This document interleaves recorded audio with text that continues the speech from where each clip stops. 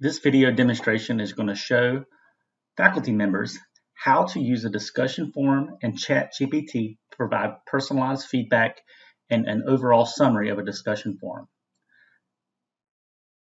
We are going to use an online icebreaker to provide an example of how you could do this in your online courses. First, click on the discussion prompt. In the top right-hand corner, you should see Edit Settings and the gear icon, where you can scroll over, click on the gear icon, and then scroll down and click on Export. There are several formats that you can export your information into. Use whichever one that is comfortable to you. The goal is to get text that we can copy over into ChatGPT to provide a summary and feedback. In this example, we are going to use a comment separated value so we can bring the information into a spreadsheet. And we also want to remove that HTML so we don't have codes that will confuse ChatGPT when we export it and import it into the discussion forum.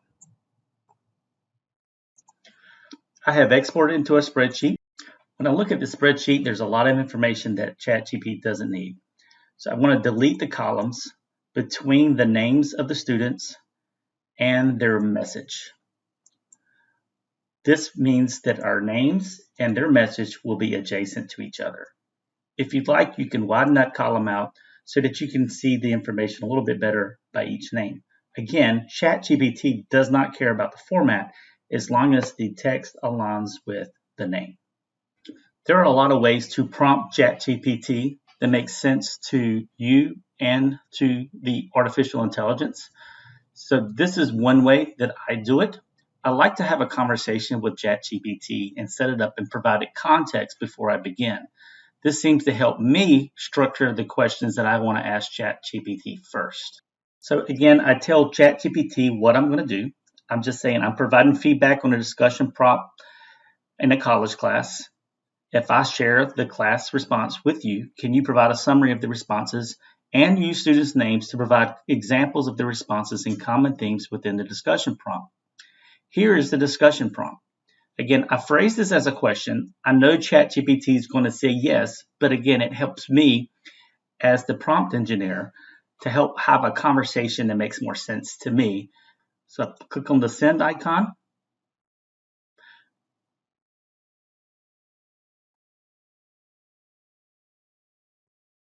So it's going to tell me, yeah, be glad to do that for me, but it needs those students' response. Now, I anticipated that to be the response, but this also lets me know that I've asked the question in a coherent way that ChatGPT is going to understand.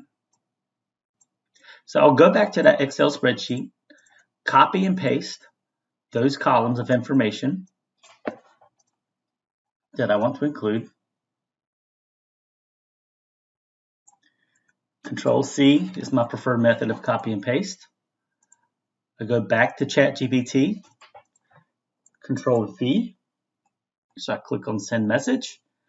It's a long prompt. Sure, here is a summary.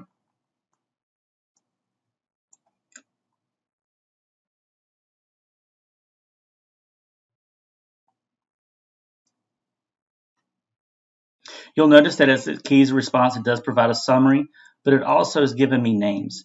The names is important, so if we want to send this to an email to students, it lets them know that you took the time to read them, because honestly, you do. This just makes it really easy for you to consolidate all your thoughts and provide that specific feedback within a discussion forum.